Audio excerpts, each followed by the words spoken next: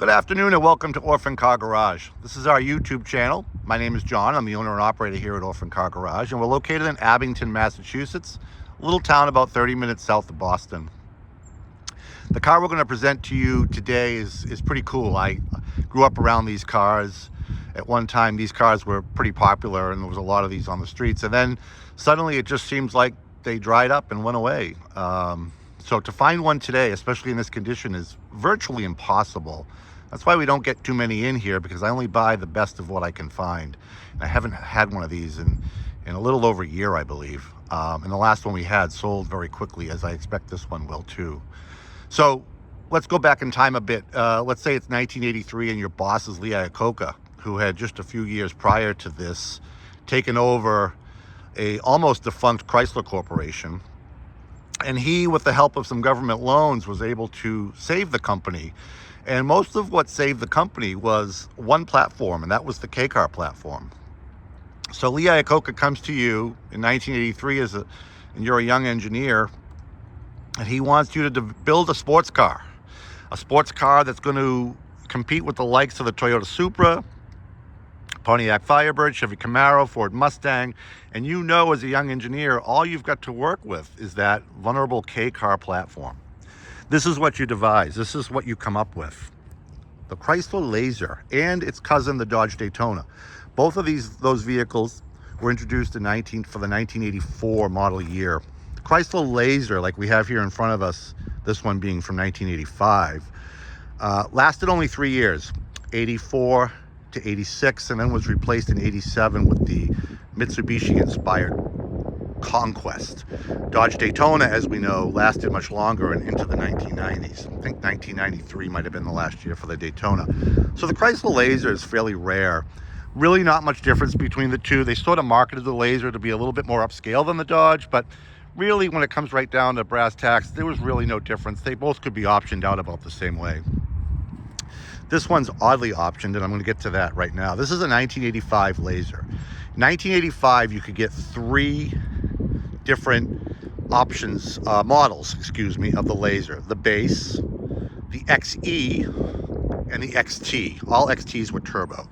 Turbocharging was available as an option on the base and the XE. What we have here in front of us is a base. This is a base Laser. It's not an XE or an XT, but it's equipped almost like an XT. Some really interesting option boxes were checked when this one was ordered new, and some obvious things were left out. So this is a 1985. This color is called Radiant Silver. It's an original color for the car. This particular car was repainted about 5 years ago. Very nicely done. A couple little drips here and there that I'll show you. And when it was repainted, it was repainted with a lot of love and care, and even that original stripe kit. That's an original Laser stripe kit that would have been correct for this car. Was obtained by the owner in NOS packaging. So he was able to find NOS, new old stock, stripes to reinstall on this car after the car was painted, excuse me. These wheels, I cannot explain these wheels. They look NOS to me as well. If they're not NOS, they were professionally restored, commonly referred to as Swiss cheese wheels. These are correct for the Laser in 1985. Beautiful, beautiful wheels. I just can't stress that enough. These wheels commonly, after about a year, pitted really bad, especially up here in this part of the country with the road salt that we have. Beautiful set of wheels. I wanted to point that out before I forgot. So, other than the turbocharged option that was checked on this base Laser, it was also checked, the box also was checked for the Mark Cross leather interior. Very, very interesting. Beautiful interior, very supportive seats. Very unlikely to be found in a K-car. Even the back seat of these cars has a bucket seats, individual bucket seats in the back almost. Bench bottom, but the backs are bucket-ish. Just a beautiful package, the Mark Cross leather. Again, this being a base Laser, you wouldn't have expected that. And of course, you've already probably noticed the box was also checked for the 5-speed manual transmission. Actually, the 5-speed would have been standard equipment. The automatic would have been the optional box to check. They did not check automatic, and that's a good thing. This is the more sought after 5-speed. So you've got a 5-speed manual turbo Laser with the Mark Cross leather interior. Just a really, I mean, that's the way to go. The dealer actually, I think, was probably pretty smart, ordering a base laser and then just optioning it out to be like an XE or an XT. It was probably less money in the end. Oddly, you'll find, or maybe not so oddly because it is a base, crank windows. And you know what? I'm glad this car has crank windows because power windows are a pain in the neck. Electronics from the 80s, let's face it, wasn't that reliable. So 30, 40 years later, they always need work. Also, the car has air conditioning, operating air conditioning, and a later, probably, that looks like probably mid-1990s Chrysler CD cassette player. Those bolt right into the original opening. Chrysler didn't change the configuration of their sound systems for like 20 years. So a lot of the sound systems are very, very interchangeable, plug and play, as seen here. So the original radio probably crapped out. The quartz lock AM FM it probably would have had, and very rarely do you find those that are still operating. And it's almost impossible for someone to repair them because the parts for those 80s radios are non-existent. So the owner replaced it with a later Mopar unit CD cassette player, which does operate and operates well. Very, very 80s. That the graphics there and the traveler computer, the turbo boost gauge, the message center, very, very 80s. Look at this.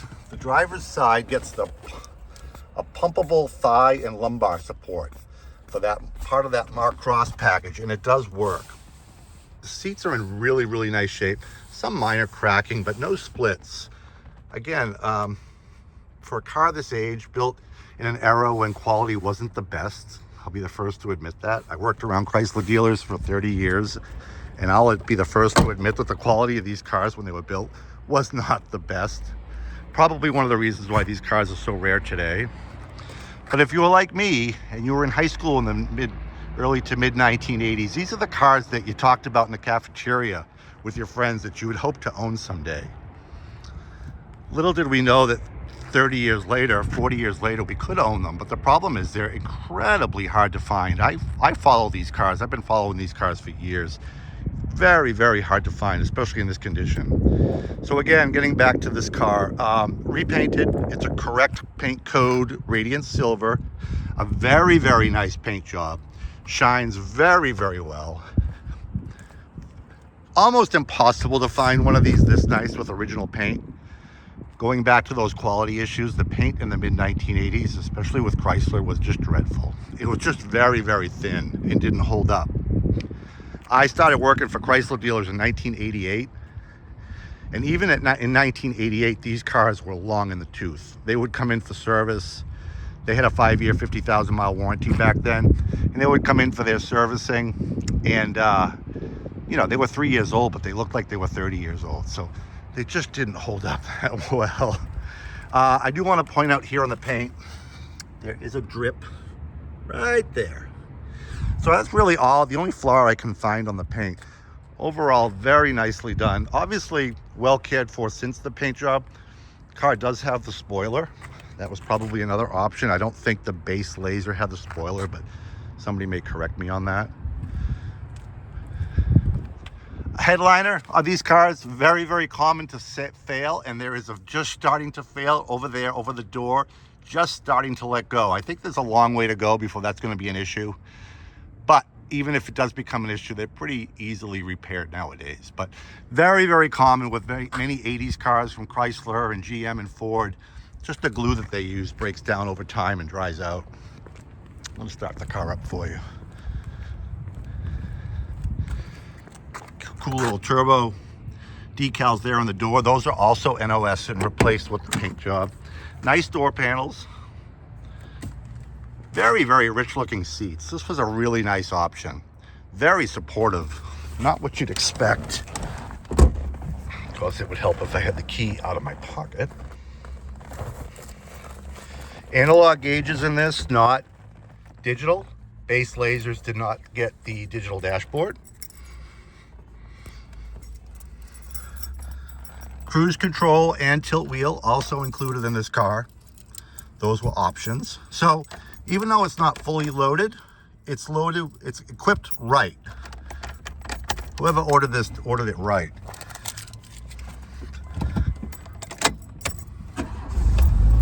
Starts right up and runs nice. Sounds like every 2.2 turbo that I've ever seen. Obviously the door is ajar. Got a console here with cassette holder, very 1980s. I believe that's the original owner's information there from when the car was new. Obviously no call outs here for power windows because we have manual windows. If this car had power windows, the switches would be here. Also, power seat switches would be here, which this car does not have, manual seats. Open the hood for you. It's very clean under the hood. Just love the gauges in these. And by the way, I prefer the analog gauges in these 80s cars because the digital now is becoming issues in a lot of these cars. The digitals are starting to break down. And again, very difficult to find parts and repair people to fix those. So even though the digital is really cool and very retro 1980s, don't get me wrong, I prefer a car with analog gauges. And if you're searching for one of these,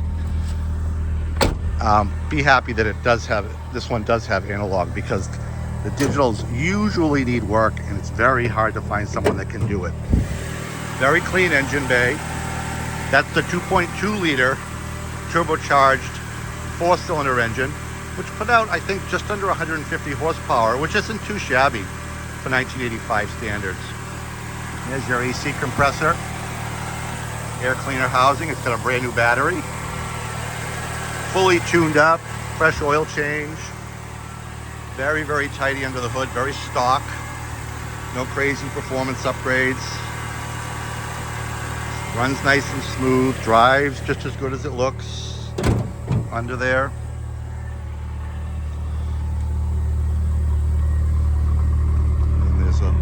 Nice little turbo rumble there from the single factory exhaust. So there you have it. 1985 Chrysler Laser.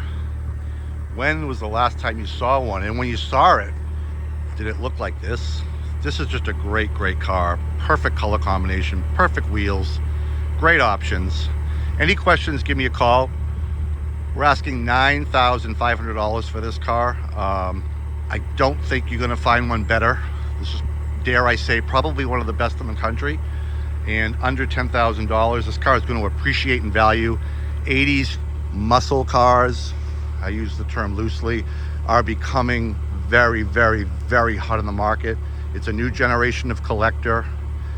These cars are just going to continue to go up in value. Its rarity has a lot to do with it. People want to relive their youth, like I said. Those days in junior high when you're dreaming about driving one of these in the cafeteria. Well, now you can. They're still affordable. They probably won't be forever.